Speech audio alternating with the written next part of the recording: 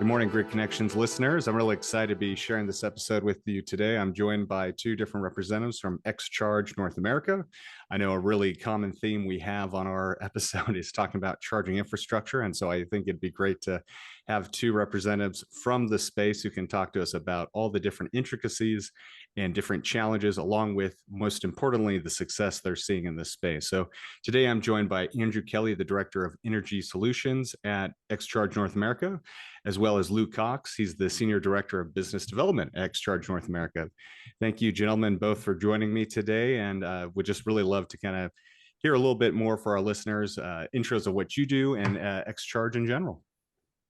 Sure. Thanks, Chase. We really appreciate you taking the time to chat with us a little bit. Guess I'll kick things off. Like you mentioned, my name's Lew Cox. I am the Senior Director of Biz Development here for XCharge, and my oversight is anything into some of our client solutions, helping people understand our hardware and the way to implement it, as well as, helping transact not only here in North America, but in some of the other spaces that XCharge operates globally.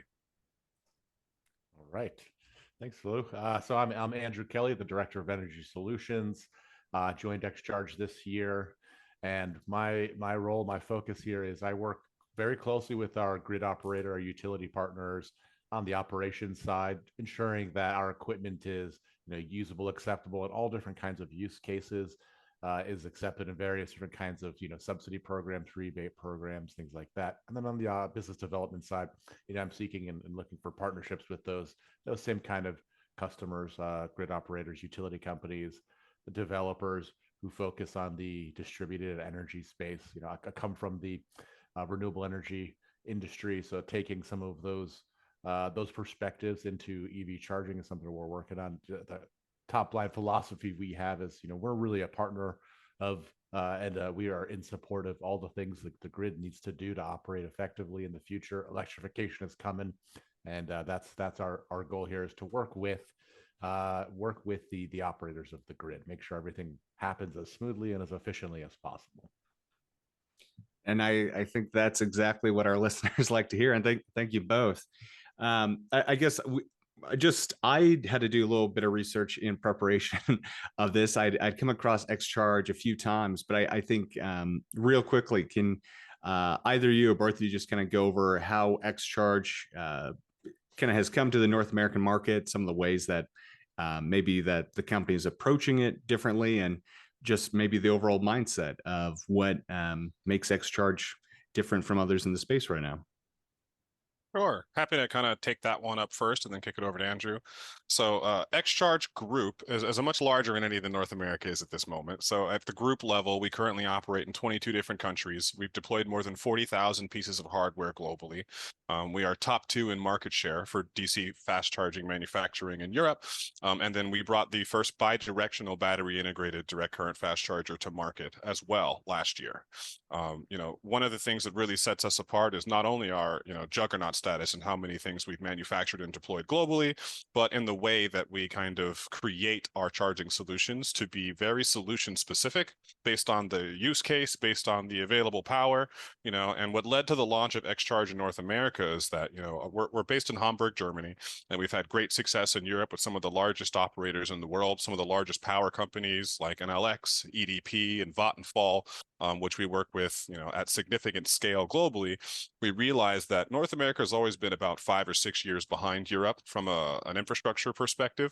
So transitioning some of the world's best equipment to North America is just a matter of education and a matter of working with your customers and end clients to really find the right utilization and the right use case to deploy the technology we've already kind of perfected. So for us in North America, it's just a matter of getting the gospel out there, right? Preaching how to build this stuff in a way that's scalable, sustainable, and does actually present an ROI that you can get to inside of a decade. And I was really excited to find the opportunity to work with XCharge and get that done here in North America. No, that's great. I appreciate that overview. When you talk about some of the differences between kind of starting in Europe and maybe some of the lag that you're seeing here, that 5 to 6 years you talk about between here and North America, can you give a couple examples of like what are some of the things that you're still seeing as maybe misinformation is the wrong word, but just a lot of maybe inaccurate assumptions that people are kind of thinking about when they hear or think about installing charging here in North America, at least. Yeah, Andrew, Yeah. you want to take that one? Yeah, I'll jump in with a couple of examples. I think the first most obvious example is that um, if I think a lot of folks think at a individual or micro level and all the way to the other end of the spectrum at the macro level at a country or perhaps a state level as to how do we deploy this infrastructure on the micro level. What I see a lot of folks saying, or whether it's through different media outlets in face-to-face conversations, and comment sections on some of these articles. For sure. A message that comes up time and time again is folks tend to be scared about or have some either combination of range anxiety and anxiety about where and when they can charge their vehicles as an individual users on things like road trips on a day-to-day basis. They're scared about the distribution of the system of the equipment, and then in deploying it, there's concerns that they actually the building out of the infrastructure. So part one is they're scared to to kind of convert to electric as a whole. There's some fear there, and then on the development side, on the individual level, there's fear that it's going to be overly expensive, difficult to do, and the local, whether it's a utility company or power authority, the local provider isn't going to be able to support the transition in that specific area for everybody that needs it. And then on the macro level, a lot of folks are also saying, well, there's no way we can get 285 million or 300 million drivers in the next 3 years to transition fully. We don't have the capacity on the grid. We don't have the available resources to do so. This is a big task. So I think folks are really nervous. There's a lot of stress about both ends of the spectrum, but we have solutions, pretty simple solutions, to be honest, for both everything on the micro level, the macro level, and kind of everything in between. I can go through more of that as we go through our conversation today, but I think those fears are certainly prevalent, and those fears trickle sort of or expand out to even on the commercial customers, to grid operators. There's certainly this fear about this kind of equipment as being overly burdensome, difficult, and expensive to deploy and maintain. So I think those are some of the challenges we're running up. Yeah, just a few. Nothing serious, right? No big deal. Yeah. Well, I think one of the other things, maybe to take a step back, just for anyone listening who isn't familiar with XCharge, can you kind of give us just a quick overview? Because as far as I know, XCharge only has a majority of the focus is in DC fast charging. I believe there maybe has been some AC in the past, but yeah, just kind of give a quick product overview real briefly, just so for those who might be out driving, maybe they've plugged into an XCharge charger and just didn't realize that's what it was. it's very possible. Right now, XCharge does power quite a bit of infrastructure, not only around North America, but globally. Our product suite, we make three major products we sell here in North America. Globally, we do offer some other things based on use case, including level 2 or AC charging products, and the C2 is what we call it. We don't actively sell that here in North America. We're focused primarily on DC fast charging. But what differentiates, XCharge from some of our competitors or some of the things that you've seen out there in the world is that our solutions are, like I talked about, very site specific. Whereas if you happen to be a commercial developer or somebody who owns a piece of commercial property and you said, hey, I would like to get in on this Charge EV game, right? I would like to be able to turn my property into the refueling station of the future, if you will. Now, what you would typically do is you would contact someone, call it a charge point or any other EVSE manufacturer, and you would say, I would like to order 2 DC fast chargers. And they say, that's great. It'll cost you, call it $150,000. And then the install might be another $100,000. And then you've got 18 months in lead time from the utility in order to get that done because you don't have 480 power coming to your site, right? You've got 208. Well, we manufacture a 208 solution as well as the 480 solution, so we get a little bit of the gambit of everybody. If you are that commercial property owner and you have a couple hundred amps of 208, we have a product called the C6AM, which is up to 200 kilowatts. This is something that you can install on 208 volt infrastructure without any transformers, without any supporting equipment. This is not, a power cabinet and dispenser setup. It's an all-in-one contained unit that you can sit on a little concrete pad with minimal construction costs, and it charges two vehicles simultaneously. That is our most popular product. We've deployed that one, more than 10,000 times globally. And that is something that uses what's called dynamic load balancing to determine the state of charge between the two vehicles and then prioritize the one with a lower state of charge so that everybody gets what they need and get back on the road. Now, the revolutionary thing about that charger, as I talked about, is it's a single point of connection, meaning that all you need is a little bit of conduit directly to the house panel on that property we're talking about, which doesn't require any significant infrastructure upgrades. That's the most popular way that people who are getting into the game today and aren't looking to build out these giant hubs of 20 or 30 stalls, that's the way you would do it. Whereas if you do want to get into the 20 or 30 stall game, we offer solutions that have battery integrated solutions. We offer 420 kilowatt super high output chargers as well, that can charge up to 4 vehicles at a time. It really just depends on, the customer, the property, what's available there. But at XCharge, we typically, like we talk about, we're solutions oriented. So you just say, hey, I have a property with X amount of power available, and we definitely make a solution to get you energized today versus 18 months from now. Yeah, I really appreciate that context. I think when you're talking about these sorts of solutions, and apologies if you can hear my dogs in the background right now. No problem. But what do you see as with this kind of focus? Like, do you see a lot of? It sounds like it's usually kind of maybe a company that's trying to offer charging for its workers as a, kind of maybe like a benefit, or are you kind of see a pretty broad spectrum of customers? The reason I ask is on the most recent episode we had JT from Franklin's Charging, and he actually has 2 charging locations in Arkansas, where he has, I think, one that he's essentially set up to kind of be like modern convenience stores.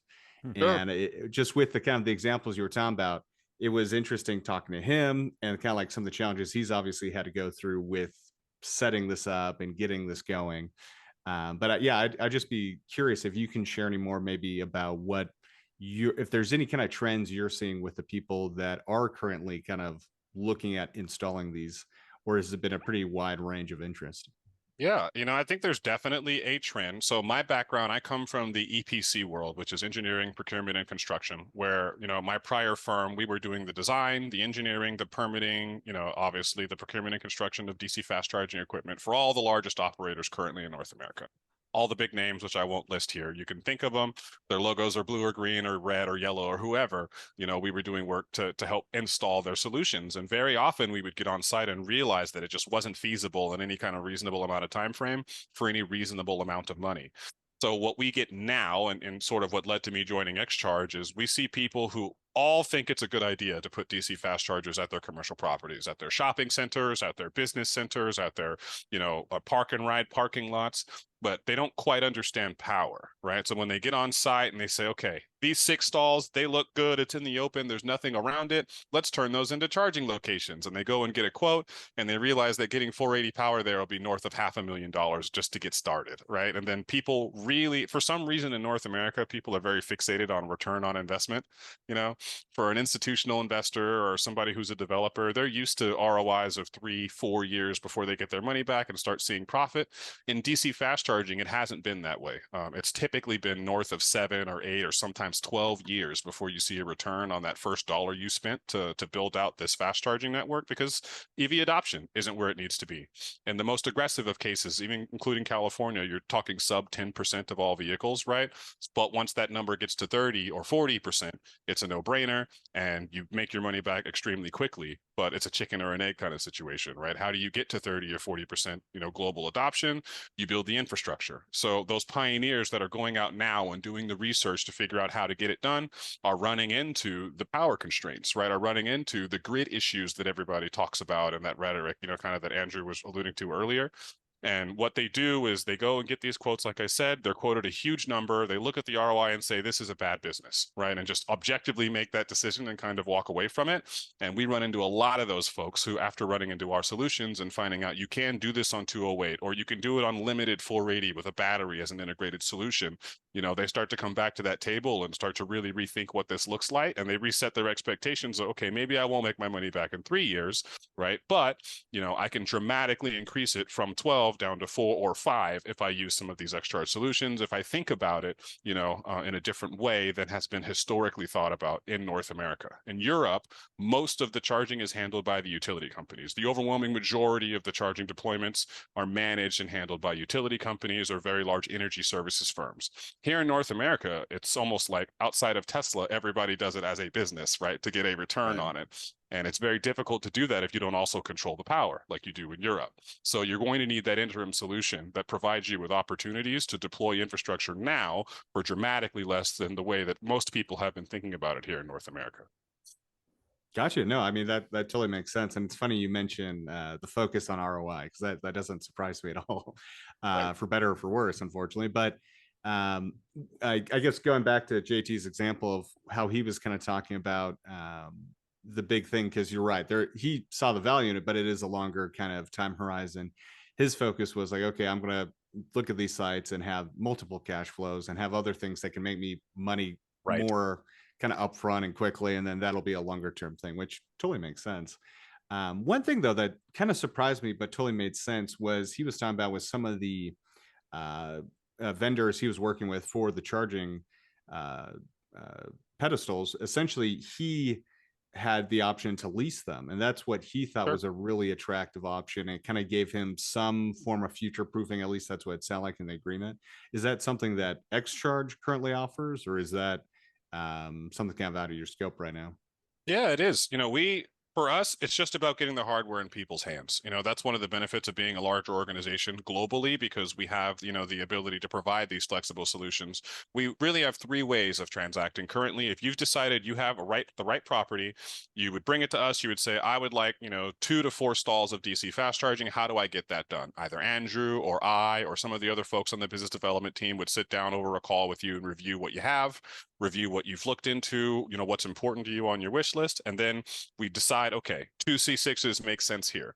How would you like to pay for that? That would be, X amount of dollars. Do you want to pay up front for that? And they're saying, okay, well, I'm pretty capital constrained. So, what other options do you have? We do provide leasing, right? We'll come and bring the infrastructure. We'll bring the improvements. We'll handle the utility portion of it and get you energized. And then you kind of pay per kilowatt hour that's distributed. And then you take a margin in the middle.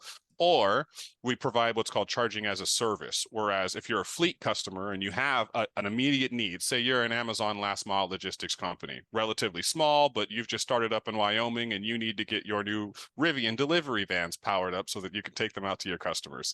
So at your depot, we would come and evaluate where we would put the chargers and how many vehicles you've got. And then we'll come and just bring the infrastructure. And then we work out a per month payment that you would make on the infrastructure for a period of time. And at the end of that contract, if you choose to buy the infrastructure and just own it outright, we'll give you a buyout number at the end of that. And that's very simple. Now, if you're a public commercial parking lot, say you're a mall or something, and you want to just provide it as an amenity to your customers, you can bring us the property, and then in most cases we'll lease that property from you, pay you a fixed amount per month per stall, and then we will bring all the infrastructure and you still get to provide that to your customers as well, right? So if you do have the right property and you're forward thinking about how to charge vehicles in the future, there is always a way to work with XCharge. Gotcha. No, that's interesting. That's great to hear, because I think one of the areas where there's a lot of opportunity is definitely in the fleet charging, and I think that's something I'd be kind of curious to talk with you a little bit more about here in a second. But Sure. not to go down too much of a rabbit hole, since you brought up your previous background and you were just talking about like installing charging in large parking lots.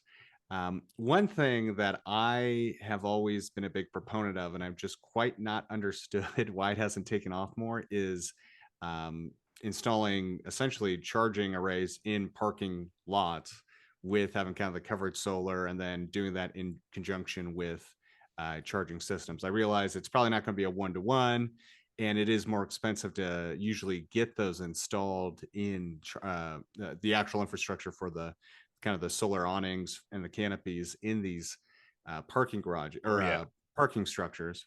But it's still, to me, it's just fascinating that that hasn't taken off more, just because of how close it is to the actual load that's being consumed versus like putting a solar installation further out. I realize there are extra costs with that and some savings here and there. But it just seems like that is such a great opportunity to have the energy being generated going right or converted right into the cars and or the actual main thing using so much of this energy. Is that, I just out of curiosity, if you can share it, is that something you're seeing more interest in, or is that still just kind of too cost prohibitive?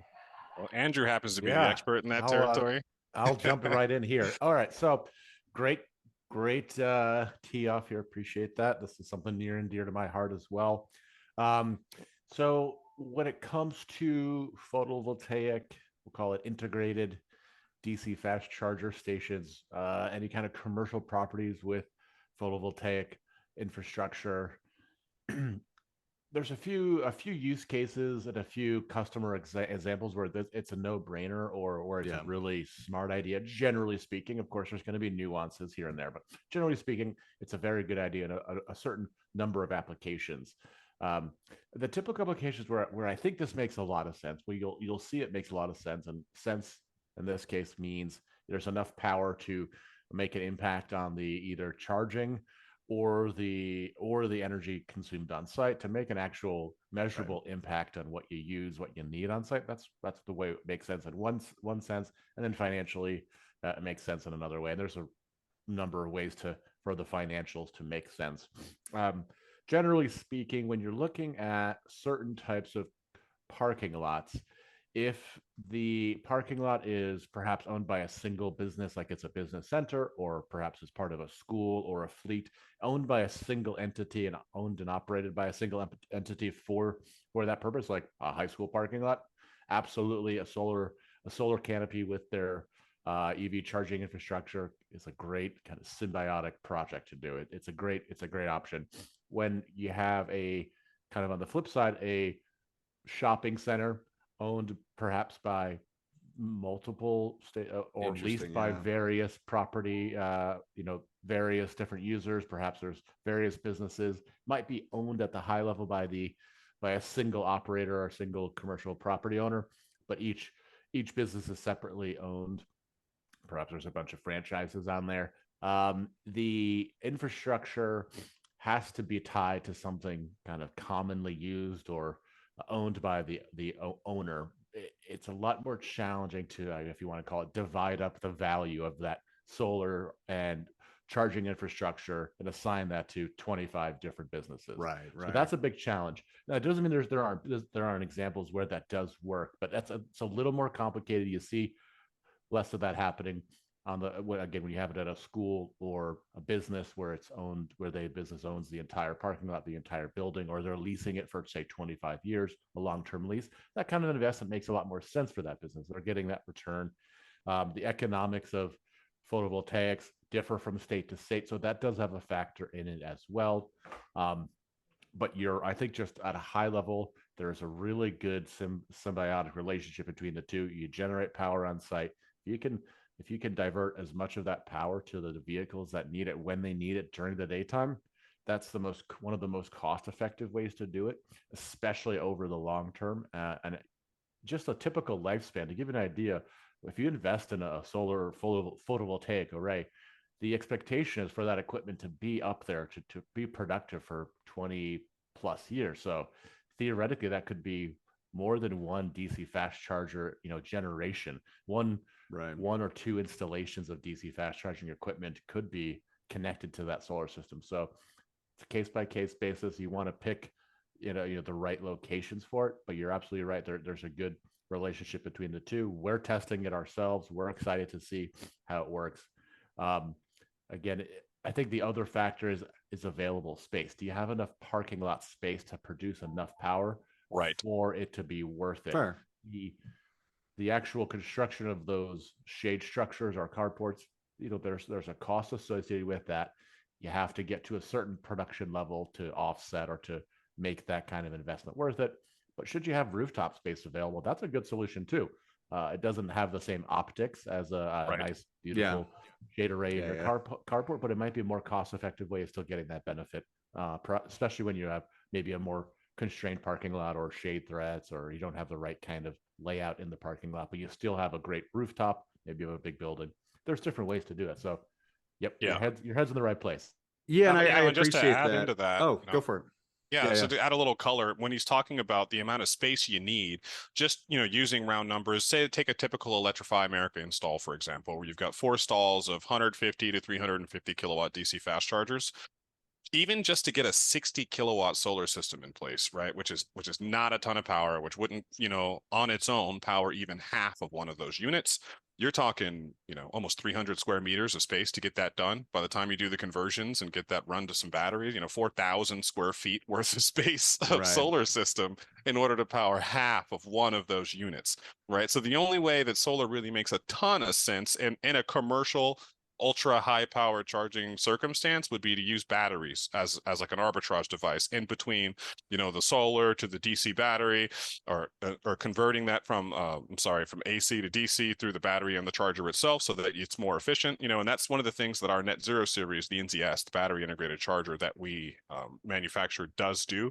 It is fully compatible with a 60 kilowatt solar system, but I think people underestimate the amount of surface area For required to get a sure. 60 kilowatt solar system up and running. And even then, we're talking, 1/5 of the power demanded at any one time is going to be generated through solar, and the rest of it is going to come from the grid anyway. So you're going to have to store that somewhere and then Ag- utilize it all at once. yeah, and I agree. And I think I don't know. I always realize this is a little bit of a pipe dream. I was and this admittedly was a decade ago, maybe even longer now, but I actually was working with a lot of commercial solar companies. And back then, if you're like talking about something like, oh, it's $4 to $3 a watt, that was like Yeah. really cheap. And so to see how much it's come down, um, I can almost like it's got to pencil out. And then even just recently, and I realize this is definitely on the kind of farther side of the what makes sense for this kind of use case spectrum. I was just down in Arizona over Thanksgiving, and everywhere you go, there are so many carports that are Yeah. installed over the parking lots in general, Sure. just to give the cars shade. Sure. And you see this in Southern California, of course, too. And I felt a little better because when I was down most recently, I did driving around and see a couple of these that were being installed that did have solar on them. But and you're totally right. I can't argue with the physics of it as far as like surface area to what one of these charges uses at one time. Obviously, the most efficient use of that is going to be a battery versus the solar. But I there's still part of me that just like this has got to work somehow. But Right. I think that's a really interesting point that you bring up around, and totally makes sense where it's a pretty clear answer when you have one entity that owns the building and owns the parking lot. The instant you start getting into things where it's multiple entities or Right. the main entity is leasing the building, yeah, I Third I can party see why charge point that. operator in the parking lot, right? That only has consent to operate the stalls. Typically, when Right. charging companies would approach these large centers, they're saying, we're minimally invasive, just these six Yeah. stalls and the power cabinets, right? So when you start a serious construction project and put in a carport that didn't exist beforehand, that's 4,000 square feet, right? And then you're Right. talking about the integration of the batteries, and based on the jurisdiction and the fire code, the batteries can't be directly next to the vehicles that are charging. So that's another portion of the property you've got to take up with an entitlement. It's not always as clean and easy as people would like it to be. We wish it Right. was. We're actually trialing a project now in Northern California where we are using the roof of a convenience store for some solar, as well as, using the parking lot for DC fast charging. And then we're using our battery system to integrate in between that and truly be Very off cool. grid. Our Net Zero series does form a grid with its capabilities on the battery. So the battery itself, like I mentioned, is bidirectional and can back up the building, can take in the solar input, doesn't actually need a grid connection at all to still provide a 200 kilowatt output charge.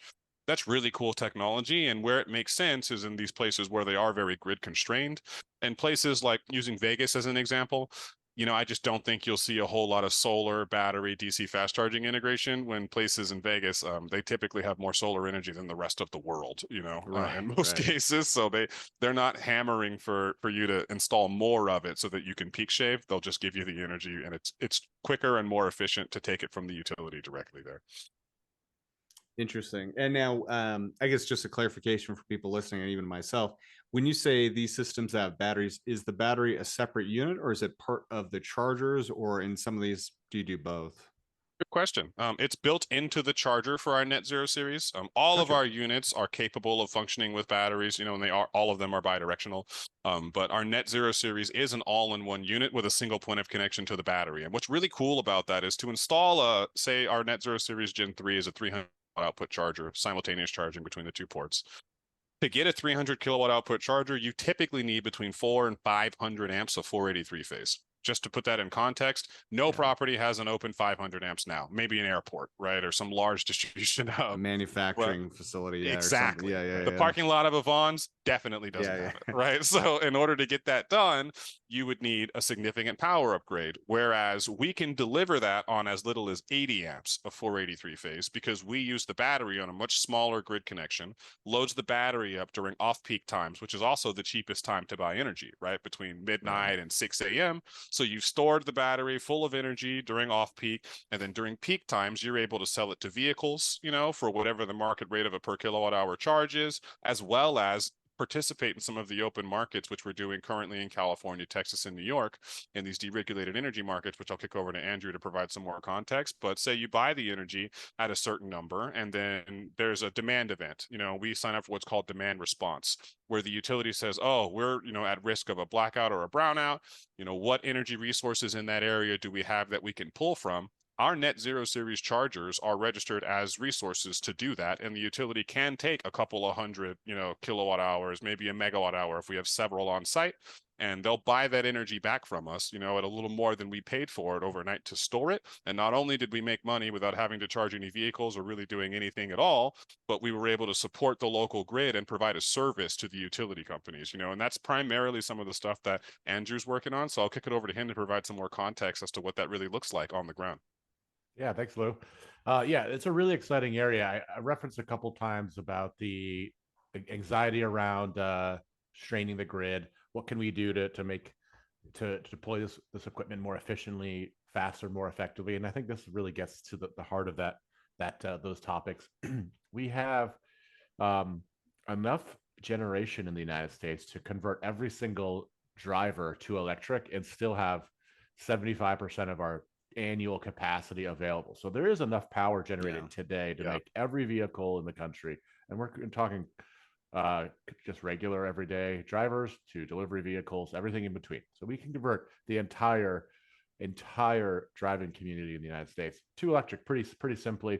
We just have to, the demand and the supply, they're not always in sync with one another. So the battery component here is an essential, and literally an essential component, is an essential part of the equation, where you, as the DC fast charger owner or property owner, you get to start participating in managing these resources, and you get compensated for managing that. A couple of examples, Lew referenced a few, are you get to offset the cost of your energy that you pull from the grid or that you need to supply to the vehicle. So you get to offset some of those costs by choosing when in the day electricity is less expensive, and that also works throughout the year. That might fluctuate different times of year depending helps on that ROI we were talking about. Exactly. Right? So you can massage down that number. That also helps you with demand charges.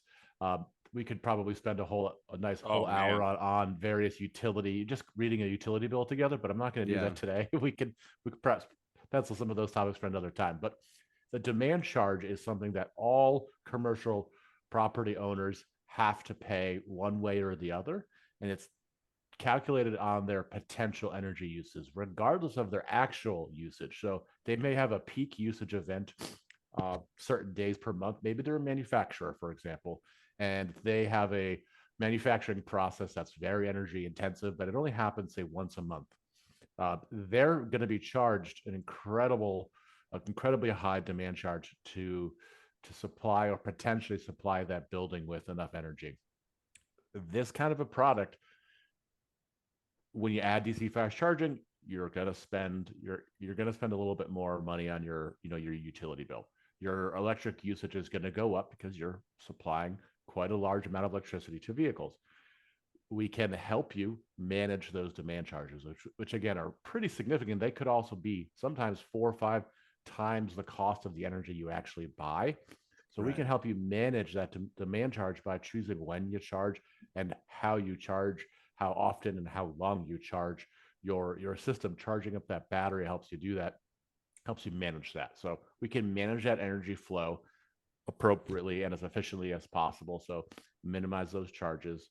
You can use the battery again to supply power to the vehicles, and it also works like any traditional backup power source too for your, to power your local loads. So if you have any loads you'd like to back up, you have that backup power available. And then in the bigger picture, if there are customers, ratepayers in the geographic area near you on regulated that need supply or need electricity, well, the traditional method is to divert energy available to those properties or turn on a power plant. Instead of turning on expensive power plants, utilities are getting smart. Grid operators are smart, and they're able to find and use resources in that general area.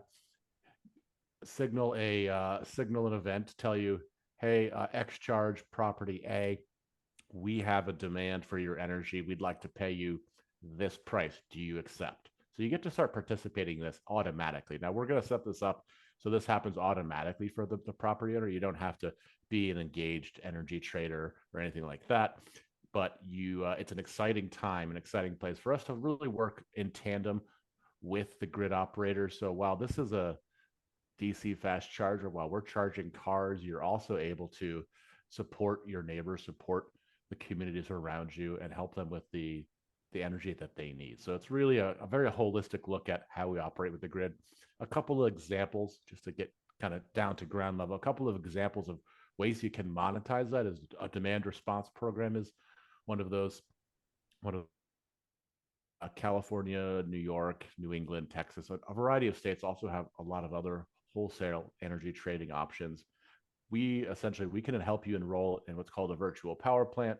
We can show you how to do this yourselves if you don't want to go that route, but we want to make it as simple as possible. So you plug into the grid, you plug into these different revenue streams, you start supporting the grid.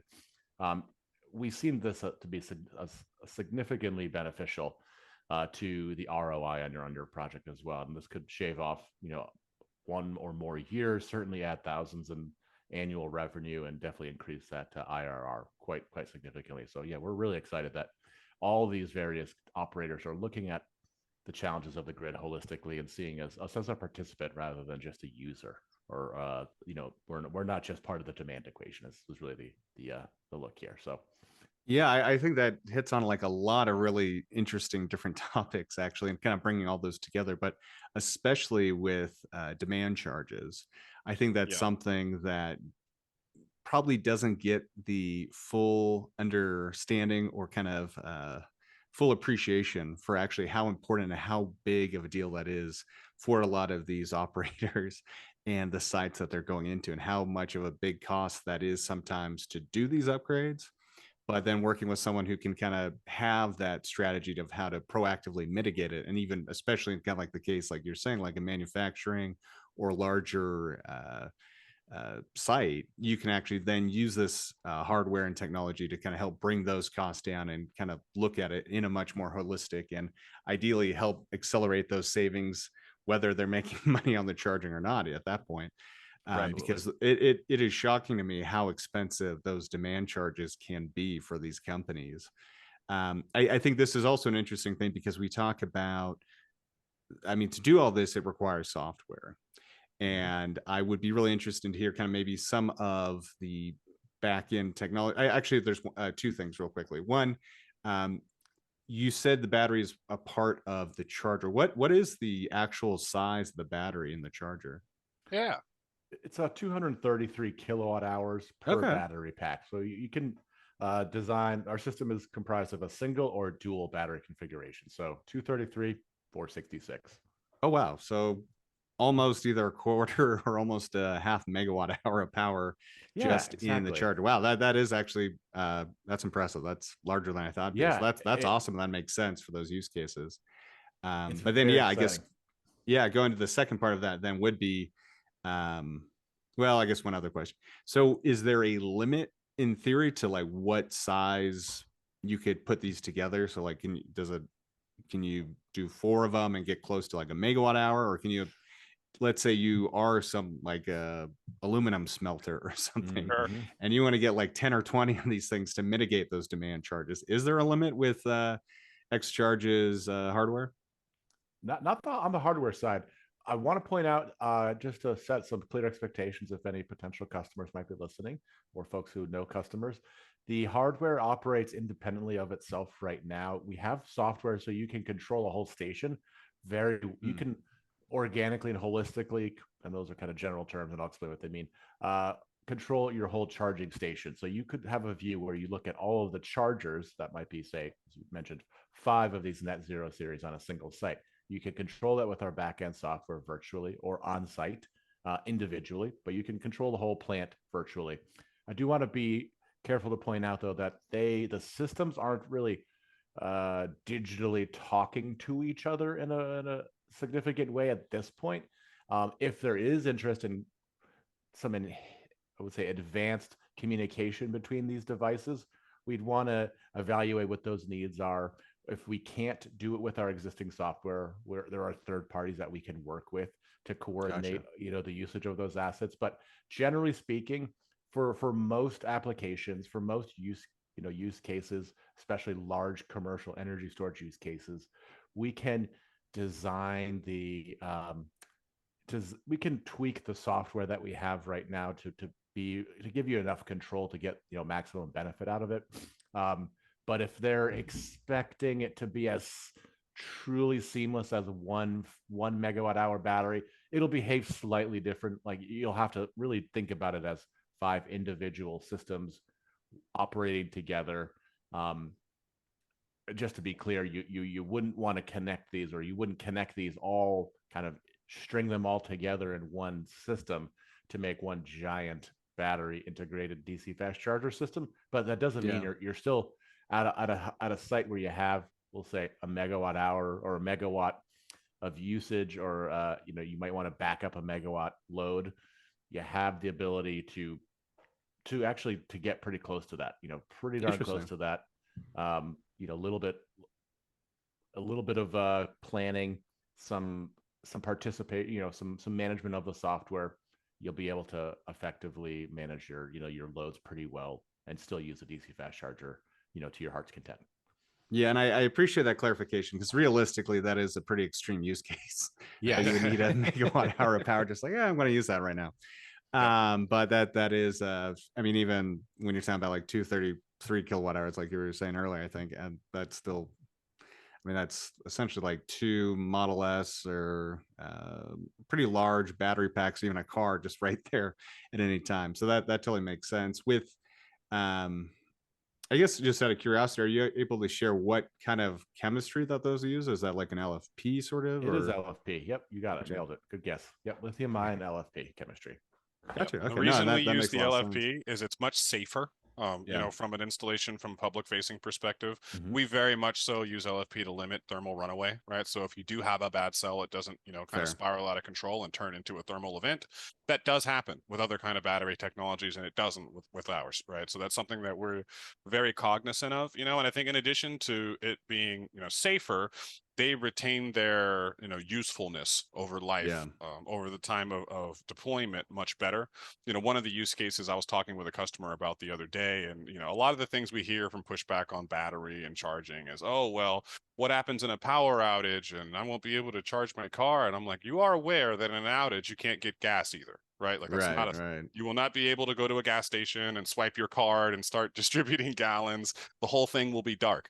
So what we've done at one of our what we call our flagship locations is we're installing the Net Zero series, bidirectionally at a gas station, so that when there is a blackout, the only way people will be able to get gas is because of our DC fast charger on site, right? And that's kind of a fun little way to show the naysayers really what this means in practicality. It's grid forming up to 120 kilowatt, right? So that means that any load on that same circuit up to 120 kilowatt, which a gas station is far below, is going to be very reliable coming out of our units.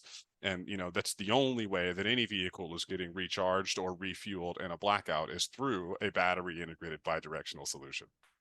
And if it had solar, even better. No, I'm just messing. But Yeah, no, yeah. I totally It's true. get It's what you're true. saying, and the LFP makes sense just because there's really no concern about weight penalty at that point. Right.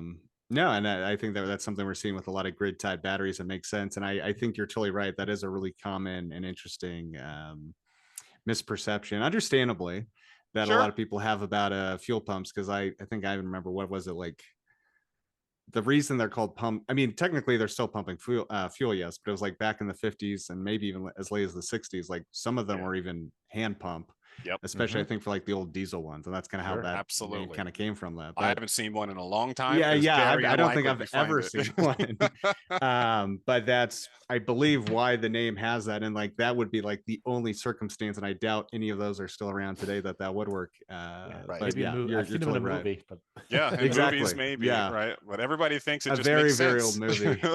Right.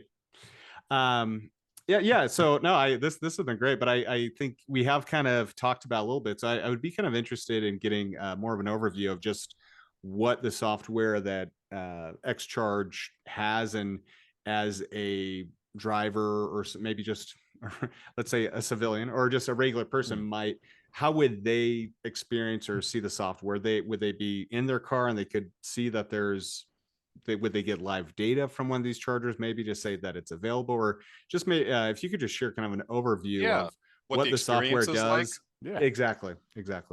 Sure. So, I mean, there's a couple of different viewpoints you see depending on which side of the equation you're on. If you happen to be the site host or the property owner, you get an included dashboard. We don't charge for our software like a lot of other companies do. There's no subscription fee, no ongoing payment or anything like that. We feel that it's an integral part of just being able to operate the equipment, right? So we include it at sale, and that's for life, a license to use the software for life. If you're the site host, you get all the data that you want. If you're using the battery integrated solutions, you get 5 different energy management modes, and that goes from eco mode, meaning that you want to only charge the battery at the most efficient times overnight or in the wee early hours of the morning. You get max mode, which is make sure the battery is topped up all the time. You get a mix, something 50-50 in the middle. You get solar only and you get grid only, right? So you have the flexibility to determine what the input on your battery is going to be, which helps you dramatically change the ROI on how effective it is to charging vehicles. You can even limit the output current. If your battery is at 20% and you only want to charge cars at 150 kilowatt versus 300 kilowatt, right? Still a decent fast charge for folks, but if the battery is still recharging, you don't want to dump all of it, at that time into a vehicle. And another great thing about our units, which is, industry leading, is once our battery is empty, it's a direct pass through to our grid connection, which will still give you up to 120 kilowatt output charge. If you're a driver and you pull up to an XCharge station, it couldn't be easier to determine, what station you should plug into. We have 3 different battery indicator lights, from here's the state of charge of the battery itself, here's the state of charge of the vehicle that's currently plugged in at the right port and how fast they're charging, and then the left port's available where you could plug in, and here's how much energy is available for you, right? And you can make that decision on the fly through 3 different methods. Like I said, the indicator lights, there's a 33-inch LCD display that'll have vehicle and charger and battery information up front, and there's also a 13-inch display down below where you would select your connector that'll tell you very specific information. Once you plug in, here's how much energy we can give you for how long until that other car reaches full, and once that car is full, we'll redirect all of it back to you, and then you'll finish your charging session as well. So like I said, it definitely varies depending on which side of the fence you're on, being the site host or the user of the charging station. But we find it very important to be transparent with people about what is available, how quickly can you charge, and really which unit should you pick. If you pulled up to a unit that had a red battery indicator light, meaning it's currently recharging, you're not going to be that fast, go 2 stalls over and you've got one that's full, that sort of thing. Gotcha. No, that all makes sense, and that's really helpful. And it's always good to kind of see the balance between the software and then also the physical hardware that kind of simplifies sometimes for Yes. someone who might not know otherwise. At a glance. Yep. Yeah. With that and kind of what your team is kind of looking at and hearing, are there any interesting trends that you're kind of seeing as far as like the growth and kind of like where you see maybe the industry going over the next 5 years? I think we've seen a whole lot of use cases, a whole lot of businesses come out and say, here's how we're going to do charging. A little bit of everything is required. I am in the camp that every single parking lot needs charging infrastructure, because if every lot has charging infrastructure, you'll never find yourself in a place where you need it and don't have it, right? I mean, Right. currently, I can't name a highway, exit currently in California where you don't have 4 options for gas stations, let alone Right. one. So I very much feel that something similar is going to happen for EVs, especially as the charge times decrease from a 40-minute average session down to 20 or 15, or who knows, depending on the state of batteries and solid state, it could be down to a 10-minute charging session with just enough time for you to, stretch your legs, use the bathroom, and then your car's done.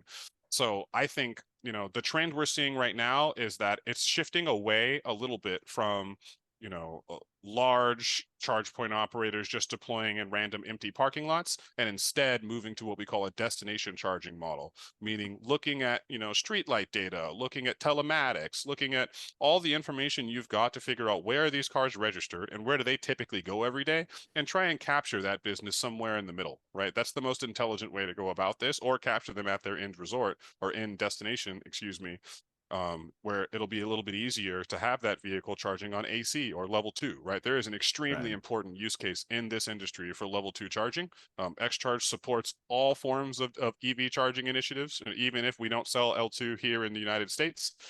We got our start on AC globally, so we understand how important it can be. But I think that right now, the most important thing to help adoption would be providing DC fast charging, not only so that people can use it all the time, but just so that it provides the peace of mind that gives consumers the amount of confidence they need to go out and spend 30, 40, $50,000 on these vehicles, and not in the back of their mind be worrying about range anxiety, which is currently what's going on. Yeah, I'd like to Oh, jump in with yeah. another tidbit there. On the what we're definitely seeing, there's a lot of signals being generated. We're seeing a lot of these signals being created, and they're created from the organizations. A lot of these could be on the public side, like government organizations, institutions, are directly supporting the adoption of infrastructure and vehicles. So you'll see in almost every state some type of EV program or programs, and that could be a combination of a rebate for buying a home charger, a small rebate for a vehicle, of course, there's a federal rebates and tax credits available, a variety of special rate plans to support or to lower the cost of charging a vehicle at home or your business. You'll see a variety of RFPs on a quarterly basis created by utility companies, governments, municipal organizations, et cetera, to support the build out of this infrastructure and or the adoption of these kinds of vehicles or electrifying your fleet. So you're seeing a lot of these things happening. So the dollars are there. And now they're being partitioned, divided up, measured how they're used properly, and then end consumers or buyers are starting to take advantage of these. That's just starting to take off. So really excited to see these public dollars becoming used and designed and put into subsidies in a useful way. So I think over the next couple of years we're going to see these different kinds of programs be much more organized. We're going to go through versions of these, iterations of these, and we're going to see a pretty big consolidation as well on the business side. But that's another topic for another day. I know we're about out of time. But yeah, I think on the public benefit, the dollars are here now. Let's take advantage of them over the next couple of years to really help with that adoption. It takes some of the pain out of making those transitions as an individual. So they're there. Let's use them wisely. Yeah, that's a great call, and that's interesting because we've had a couple other guests on that we kind of get into the incentive discussion, and we had Lauren McDonald from EV Adoption. He Yeah. was talking about especially around kind of NEVI funding, Yeah. and the pros and cons of it, where he thinks in some ways it's kind of slowed down the rollout of DC fast charging to some extent because so many of these entities are kind of waiting for the money to try and get the site approved, which makes sense. I mean, if you can save some money on a very expensive installation, it'd be a hard argument not to. But I was just curious if you've been working with any, whether large scale or even just kind of smaller operators that have been looking at trying to get approval to use your hardware for NEVI funds, if there's been any kind of interesting insights that your team has had. We definitely have. And the good thing is that XCharge currently has a NEVI product that's compliant in the C6 that is currently waiver compliant and then will be fully compliant by the end of Q2 of this upcoming year for any future NEVI rollouts. I think Lauren is an extremely sharp guy. I Yeah. follow him on LinkedIn, and a lot of the things that he talks about, I couldn't like it more than once, right? Like if I could, I would. And I think he's dead on the money when we talk about some of these incentive programs doing more harm than good for the immediate adoption of electric vehicles now. Because at the beginning of this show, we talked a little bit about how most of the operators in the space are focused on ROI. There are some exceptions to that. There are the EVgo's, the Electrify Americas, the Teslas of the world. And no surprise, those are the dominant networks in the country today, right? But everybody else is looking at it like a traditional investor. I don't think Right. people truly understand how little money that the oil and gas companies make on oil and gas, right? It's the Twinkies and Coke model that we Yeah. use. That's what they want to sell. They want to sell convenience inside the store more than they do gallons of gasoline. And I think that there are other ways to monetize EV charging at this moment, and looking at it on a 3 or 4 year ROI is not the best way to do it. But government funding instantly gets you back in that territory where you can get your money back in 2 or 3 years, and that distracts a whole lot of people, a whole lot of sharp people with really talented ideas, with really good properties. And what's really, unfortunate is, I've worked with a lot of our customers and a lot of people that have submitted some dynamite properties in some great locations, saying, oh, I've got 15 of what are going to be ideal EV charging sites that they submit in Ohio, for example, and then they win zero. And that's really Right. disheartening. And it almost convinces this operator to just kind of leave the state of Ohio alone because EV adoption is too low. Whereas if it was more transparent how to win this funding, if it was more widely available instead of giving all of it to 1 or 2 or 3 entities, or in some cases giving the money to the utility companies directly, that sort of thing almost disincentivizes private investment in the space, which only drives us away from everybody's mutual goal of as much charging as humanly possible everywhere, which helps adoption. But when you put these extremely competitive federal programs in place and then you limit the amount of people that can actually win these dollars, everybody's kind of waiting and trying to see, is it even possible? Is this a good idea, or should I just not bother? And that's unfortunate for the industry. But I do think that, like Andrew talked about, over time, these entities will get more intelligent about the way they distribute the funds, and then the companies that are looking to use them will be more intelligent about where it does and doesn't make sense. If you've got a great charging location, government funding or not, you should be building chargers on that location. And I'll just quickly plug us and say, if you have a good location and don't have the funds for it,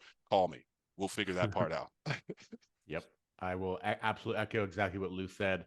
Those entities will become smarter. We will always do our everything we can to inform, the government institutions, et cetera, about how to design their programs a little better. So it gets more effective. They're measured on how well those programs are used. If they're not used well, they're going to discontinue a rebate or an incentive and move on to something else. So we do regularly work with different lobbying groups, different industry and trade groups to try to share our recommendations, our customer feedback, market feedback.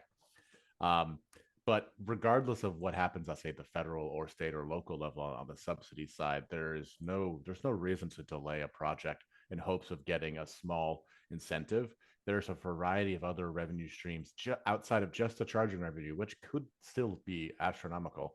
Outside of that revenue, there's a variety of other revenue streams on site and in regionally with we want to get into, say, energy trading. There's a variety of revenue streams we can tap you into today rather than waiting a few years, rather than waiting a few years for that expensive infrastructure upgrade you were hoping for. We can get you started early on, and we can work with you on a holistic, 10-year strategy if you want to design something now, planned for some expansions or changes in the future. We're here. We're not just a hardware provider. We want to be an actual partner with our customers going forward, and that's the way we look at things.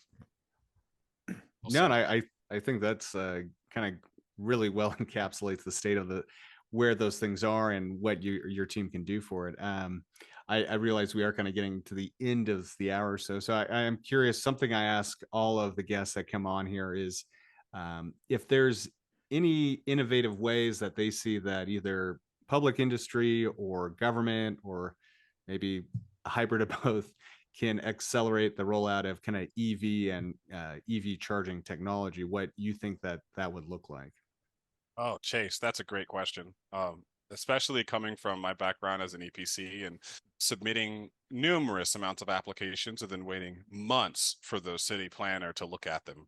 I think that there are some states that are better at it than others. California, for example, has an assembly bill that puts effectively a shot clock on all applications from a zoning and permitting perspective that says, hey, if we receive your application and it isn't, either denied or have comments on it inside of 30 days, it's automatically deemed approved. That's a godsend. That's wonderful, right? 4 weeks, even though it's crazy that it may take 4 weeks to look at a one-line diagram and a couple of stalls in a parking lot of an existing infrastructure build, I can live with 4 weeks. What I can't live with is some of the timelines we get in some parts of the world, which are, between 12 and 16 and 24 weeks. Or even, if the government really wanted to speed this process up, rather than, blindly firing cash into the industry, why not work more closely with, the transformer companies, right? And the utilities directly to bring down these 60-week lead times on 2,500 kVA transformers, which again, these are going to have to be everywhere. We know that. It's not a, oh, can we get this stuff installed and wait for a transformer later? What's the point in doing that? How far could several $billion go for the sheet metal and transportation industry surrounding, the components that make up these transformers and switchgear, for example? Those are the two longest lead times we currently have in the industry outside of permitting. So if I could submit an application, which we currently do for some of our projects, let's use San Diego as an example. Every project that we have signed up in the last 3 months in San Diego won't get built till 2025. That is through no fault of our own. We can't get power from the utility. They don't have the transformers and the switchgear. So all we can do is kind of sit and wait and hope, and I think that's the portion that if I was going to stand on a mountaintop and scream for government intervention, there it is right there. I would absolutely echo that. If you recall, during the pandemic and right after the world started to open up again, there was a significant constraint on microchips, various kinds of microprocessors. The President Biden, to his credit, took steps to try to work with those different manufacturers globally and creating a plan to allocate, to try to ease some of the challenges in the supply chain. Now, I'm not an expert on how all that went, but we would love to see, we're asking the federal government and the state and local governments certainly to work with them in coordinating something that supports the allocation, the development of these kinds of components, these kinds of resources for our industry. We know that the grid has to go through various upgrades all over the country for lots of reasons, not just for us. So this isn't just this kind of effort, supporting the allocating these kinds of materials, the components that go into transformers and switchgear, isn't just beneficial to EV charging. It's beneficial to every single industry in the United States, and we need a robust electrical grid. We're working to that's a priority of pretty much, I think, everybody on the political side of the spectrum too. So let's put our money where our mouths are, and let's actually make this happen. Because if we can support that, then we'll all be better off. Yeah, I don't think I could agree with either of you guys more. That's great call outs. I think a lot of people might be aware of how permitting can slow a lot of these projects down, but then there is still a large part of that is the supply chain and the utilities for getting those things in place that can then delay it even another year. So totally appreciate your time, both of you today. I just want to say thank you again, Andrew and Lew, for both joining today and kind of having both of you on to explain what XCharge is doing in the space and how you guys are making a difference. And this has been super fascinating and really great to hear, not just what XCharge is doing, but also just what both of you are seeing in the space and kind of insights that you've shared with us today. So thank you both. Absolutely, Chase. It's been a pleasure. We very much appreciate the invite and letting us ramble a little bit about some of the stuff that we're involved in every single day. So it's been a breath of fresh air to talk to somebody who truly does understand. Well, my pleasure, and we'll have to have you both on again soon. Talk later. Well, certainly. Thank you. Thank you very much. Have a great day.